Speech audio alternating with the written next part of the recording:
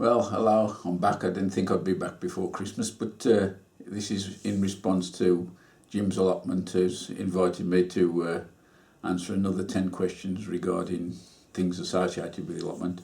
But before I carry on, I'd like to, I suppose, apologise to a lot of people because there's something happened with my YouTube account, especially on my MacBook.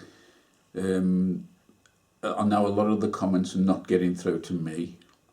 I found that out since by going into the community part, and there's a load of comments for some reason them waiting for like approval. So as people have sent comments, they've not come through to the channel. So I'm going through them one by one. Also, I've noticed I've left comments and they're not always appearing on the site as they should be. So I don't know what's causing that. And more importantly for me is the subscribers I got, the channels I subscribe to. Normally I get notifications when people have passed up a new episode or whatever, and that's not happening. What I've been doing is going through the names and actually doing a manual search on the site for stuff that's missing. So all the stuff I've been replying to at the moment has been done either on my phone or my iPad.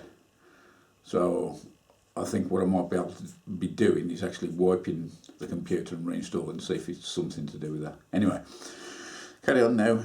Answer the questions. This is the first one. I've got them down there, if you'll excuse me. The first one: what aspect do you like the most about your allotment? Well, as most of you know, I'm very, very fortunate that my house backs onto the plot, backs onto the whole site, and I've got the plot immediately below bottom of the fence. So I've put a gate in, walk out, and I'm straight to my plot. I think Jim's plot is more or less the same. So there's no travelling time whatsoever, and that's a great aspect of it. And the other thing is, got great facilities. We've got toilets on there, running water, is proper paths, and good as car park as well. It's quite. There's only 21 plots on there, but that's the other thing I like it. The other thing with me, I'm right in the corner of the plot. If you imagine a rectangle, I'm in the one corner, and it does get sheltered from a lot of the wind, so it is quite well protected. So that is another good thing. The main thing I think for me and all is we've got a great bunch of plot holders on there, and I'll get on. Well, I'm going to say with all of them, with most of them, there is a few issues, as you'll find out a bit later on. But in general, they're a great bunch of people on there, and that's what I like about it. Question 2. What thing would you most like to add to your allotment? I don't think there's anything really. I know a lot of you keep livestock in there. I'm not sure of the ruling on the site about chickens and bees and that, so I'm not sure about that. Earlier on in the new year, we're hoping to form a committee because we haven't got a committee. Although it's a council-run site, we've not got a committee at the moment. So there's one or two things happened middle to late this year where the appropriate action hasn't been taken because we haven't got a committee. So hopefully we've been looking at forming a little committee at the beginning of the new year. And we haven't got a side shop. I'd like quite a few to have, although less than a mile away there is a bigger site which does have a shop, and it costs us a couple of quid a year, but they do get stuff in a lot cheaper than we can buy it in the garden centre, so that sorts that one out. Question 3. What do you dislike about your allotment? Again, I suppose for me, being in the corner, my plot is mine and the one across the path is the farthest away from the main entrance, which is where all the manure and that gets delivered. So for me to do a round trip from my manure bay up to pick the manure up by the top gate and back again is just over 200 metres. So if we have a cow manure delivery, that can be anything between 90 and 100 barrows. So when you weigh it up, it's quite a long way in walking with a barrow. So that is a bit of a downside, but it's a small price to pay, that is. And the other thing we have had, and all I mentioned earlier on, we have had a bit of trespass, stealing, and theft from people's plots, and we do know how it is. It's one of the other plot holders. The council has been involved, and hopefully it'll nip it in the bud. But as I say, we might want to form a committee which will, we think, put it in more perspective and maybe make them think twice before they do that again. So, question 4: what is the least favourite task on your allotment? I suppose it's getting rid of the tough stem crops, like the sweet corn and stuff like that, and sprout stalks, and I hate doing that. And I'm not too keen on digging up the potatoes. I find that a bit. But so I don't know whether I might try mooring buckets this year to save them to dig them up and that, but we'll see. So it's just them two really. All in all, not too bad. Question 5: what is your favourite task on the allotment? There's a number of them really. I love sowing seeds. The other thing, I like planting the seedlings out into the final places, into the bed. And the other thing, cropping. Can't beat it. It's just think you've sown that from a seed, and it's you've grown it ready to eat. Nothing better on earth. So that's what I like about my plant. The next question, 6: how much time do you spend on your allotment per week? Depends who you ask. Say, having the allotments are close, the plots are close, just at the bottom of the garden, I can actually, in the summer, I've been on there at 5 o'clock in the morning and as late as 10 o'clock at night. So some days I can be out there all the time, but come in at the end of the day and think, what have I done? I've done nothing. And as I said earlier, we've got a great community, and quite often we'll have a chat with somebody, go and do a bit of work, then somebody else will have a chat, and the day's just gone before you know it. But I now don't rush anything, and I'll just go out when I feel like it. Sometimes I think, I don't need to know more, and I'll just go back in the house. But I can't really say how long I spend on there, but it is a long while. What's the next plot? I forgot the other thing I do and all is during the summer when it's lovely in the afternoon, when there's the lad who's got the plot the opposite side to me. We grew up together. We've known each other since we was about 4. We went through nursery, infants, junior and secondary school. We started work on the same day at the same place. We worked there for nearly 41 years, and he finished more or less 3 years ago this week. And I was due to finish then, but they asked me to stay on for another 3 months. So we've more or less been together all our lives, and he's got the plot the other side of the path to me. So and he lives about 100 yards away. So that's the other thing. And one other thing I forgot to mention, when it's of a nice afternoon, we sometimes have a nice can of beer over there in the afternoon, a nice cool can of lager or Guinness or cider. And the other thing I do, I've got a bench over there, and when the sun's shining, around about 12 o'clock, my plot, it's full sun, I'll get on the bench and I'll have an hour on the bench, just drop off to sleep, and it's just fantastic. You can't beat it. Next thing is, what is your best ever purchase for your allotment? There's a number of things for them really. Things I bought when I first had the plot was a transformation, was the builder's planks, and it was an older guy with the other side of the path. He started it, and about 6 months later I started to get a collection and build the raised beds, and it's amazing how it transforms the allotment by creating raised beds, and also makes it a bit easier really. The other thing which I thought was a good purchase was my Mantis rotavator. I bought this off eBay, and it was a very good buy. I can't remember exactly how much it was. I think it was about £160. I think it was. It's the 4-stroke, but with it's got all the furrowing, ploughing attachments, and stuff like that. And he was a guy who was selling it because his father had passed away, and he hadn't used it all that much. I mean, it's more or less still brand new now, and I know it was like half price. Plus, it's got the extra attachments which you have to pay extra for as well. So that's it. And the other one thing I got a 5-prong tiller cultivator, that's around about made about late 20s, early 30s, and it's a marvellous tool, that is, and you don't see them around very often. So that's that one done. One more, I keep forgetting. The other thing you got, the greenhouse I'm using on the plot now, it's an AP6, brand new, and it was totally free. It was being, it was due to be smashed up by a lady who lives by my sister. She'd decided to have a garden landscaped. She'd separated from her husband, and the greenhouse was no use. So she told the landscaper to come and just smash it up, get rid of it. Anyway, I got word of it and went round and saved it. The greenhouse I had got, I passed it on to somebody else on the side, so I'm using that now. And since then, I've had another greenhouse.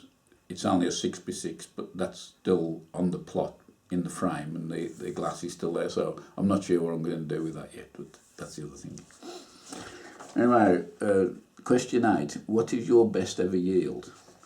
Well, 2014, the potatoes, I can't believe how, especially the soy palmettos, there was a huge crop, and it lasted up until, well, probably the end of March, early April. And this year we've had a decent crop, but not as good as last year. The best crop this year has been the cherries, as I mentioned before. I was due to chop the tree down, but I covered it up, and the crop was phenomenal off it. And also had a good crop of raspberries as well. And the other thing was celery. That's done well. 2 years I've had a good run on that, so hopefully that's a good sign for next year as well. Question 9. What do you do when you are not gardening? Occupation. Well, like you've mentioned before, I've retired. It's 3 years ago, come March. Say it should have been 3 years ago, this December now, but they asked me to stay on. I was fortunate to have a job for, say, almost 41 years at the same company, although we changed names a few times. It's aerospace, where they do both civil and military aircraft, and also weapons and stuff like that. I started there as an apprentice way back in 1972, 4th of September it was actually, and I did a basic training in the training school where it was like a small workshop really. There's like lathes, millers, grinders, welding, stuff like that. So you learn the basics of machinery, and during that 12 months in there, you build a tool kit, which is you build a toolbox out of sheet metal, fold it, do the welding, make the hinges, and also you build a set of tools like chisels, scribing blocks, and squares and calipers, centre punch, stuff like that. And so you do that over, and it gives you a good insight into engineering. I went there as a technical apprentice, so you do the basic grounding, and then the craft apprentice goes straight out onto the machines. But with the technical, you actually go around the other departments of the factory, like heat treatment, where you learn all the basics of the different heat treatment to different steels, and laboratory for testing the metals, the grind structures, non-destructive testing, stuff like that. Laboratory, then you go around stress, research and development, and design. I ended up on in 1976, ended up on the drawing board, and spent a long time on there doing design, and then about the late 80s I went on to a system called CAD, computer aided design, and I worked on that more or less till I finished, although the job role did change slightly, where instead of being focused on just doing stuff like tool design and stuff like that, you have to look at other aspects of planning and programming machines and measuring machines and stuff like that. It's quite interesting really, but as I say, it's towards the end, we had a change of ownership a few times, and towards the end instead of it being like a big family, it was more like trying to turn you into robots. And I think I'd had enough then. And by the time the option of voluntary redundancy had come, I was ready to get out, and I've not regretted a single minute. So that's it. During the products we do, we say we do civil aircraft. So the thought for you this is, if you go on holiday, there's a chance if you're on an Airbus or anything made by Boeing, there's a good chance that I've had a dealing with some of the parts on there. So we started off with Airbus with the A300, A310. The last stuff I was working on Airbus stuff was the A350 and the big double-decker job, the A380. On the military side, I've worked on a lot of military stuff and weapons. As I say, it's sensitive stuff, so I'm restricted what I can say on that. You obviously have to get through a lot of security scrutiny. You have to do the Official Secrets Act, and also there's quite a stringent clearance through the Ministry of Defence, where you have to fill in loads of paperwork regarding your parents and everything like that. So they all want to know that. But there is, say, a lot of military stuff which is flying out there now that I've had my hand in as well. So I'll leave to that. One more question is, last question, other than gardening, what other hobbies do you have? Well, again, I was looking at Mark from MuddyBootz Allotments, and it's amazing the hobbies he's had and outside interests he's me and him have got in common. Like when I was a kid, I used to do a lot of fishing. I was fishing mad all the time, but say for some reason I packed it in now. I mean, especially when this pole fishing come out, I can't be standing doing that. Well, the other thing I used to do is cycling. I love cycling, and bird watching, stuff like that. And we had some great times. I mean, when I started work, say, around about the mid-80s, a lad I used to knock around with, he's not there now, he decided, said to me, we ought to do something from charity. Well, in Wolverhampton, we got a fantastic place, a hospice. It is Compton Hospice. It's entirely run by charity support, so we decided we'd do something for that to raise money for it. It's like palliative care, end-of-life care, stuff like that. So we decided what to do. I don't know. He says, we'll do a 1,000-mile bike ride. So we decided we was going to cycle from Inverness back home to Wolverhampton. So we got all this planned, and we was going to do everything, carry everything on our bikes, no support at all, everything in panniers on your bike, and make our way down using youth hostels on the way. Well, there's another lad who says, I can come for a few days, probably a week, I think it was. He says, well, after a week, he said, I've got to come back, get back to work, because we was planning on doing it in about just over 2 weeks, 2.5 weeks. So they went up on the Saturday. Then, so I mentioned earlier on, I was a very keen photographer. I've got loads of cameras. I've never sold a camera, and I've got quite a lot. I was working for a studio in the town, and of a Saturday I used to do weddings for them.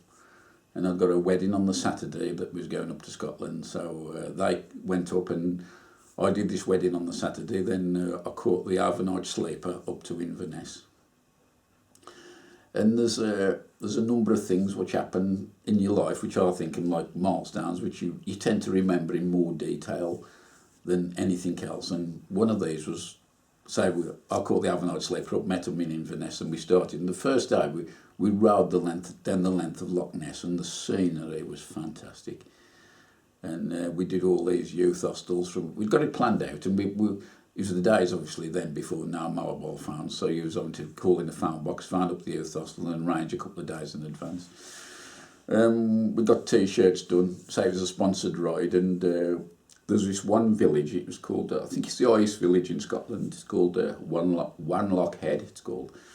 And there was there was an army camp there or something. Anyway, we used to stop off at lunchtime in the pub for something to eat, and we got these T-shirts on. These soldiers, there's a few soldiers in there.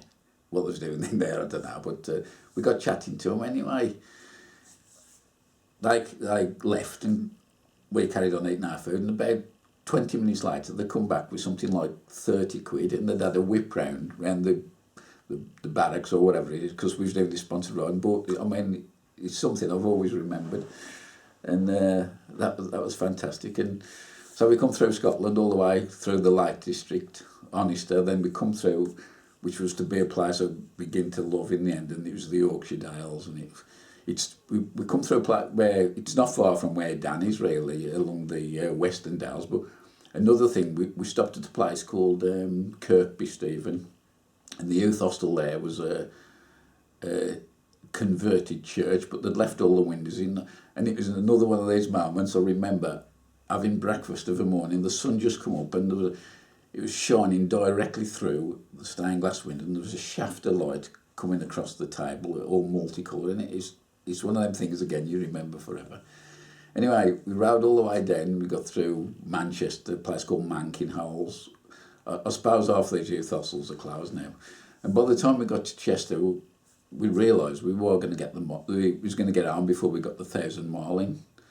So instead of coming straight down from Chester, we did a right turn, and we went round the north coast of Wales through Colwyn Bay, Llandudno, and all the way down to Barmouth before we got back. So that was it. And we ended up doing 1,000, and I think it was 1,041 miles, I think it was. But the other thing I like is walking. I've done a thing called the West Island Way, which is again in Scotland. It starts from just outside of Glasgow, a place called Mulgai, and it's probably the most beautiful scenery I've ever seen, up across Rannoch Moor and all the way up to Fort William, and it's fantastic. Anyway, I think I've gone I've gone a bit too far really, so that bed covers me. Oh, the other thing I do, I like messing with computers as well. I've been tattooing with computers for 20 odd 30 years, and in the last 5 years I've moved across from Windows computers to Macintosh, but that's the other thing. So sorry if this took too long, but I just do ramble on sometimes. Regarding nominating somebody, there's another one. It's another fellow black country bloke, and he's very kindly started putting subtitles on his page now. It's a chap named Mick Pulteney, so I'll be nominating him. And the other one is a chap, again, I'm surprised he's got very few subscribers, but he's a really good lad. He's growing show vegetables, big veg, and he's got a auto hydroponic system, and he's really got a good setup. So his name's MuddyBootz Allotment Diary. I'd like you to have a look over there and subscribe if you would, and he's a good lad. So them are the two I'd pick, MuddyBootz Allotment Diary and also Mick Pulteney. So obviously, the other thing I forgot to mention, so I'll keep going on, is the other obsession we got is our family. We love Disney, as you can see from this tree. This tree here is all ornaments we've collected from our number of times we've been over to Florida. I think it's about 16 or 17 times there, and we just love Disney, so it's a Disney Christmas for us every year. So that's it for all. It's definitely goodbye for me now. Next episode we'll be back to proper gardening. I've built a lid for my hot bed in the greenhouse with the heated sand bed.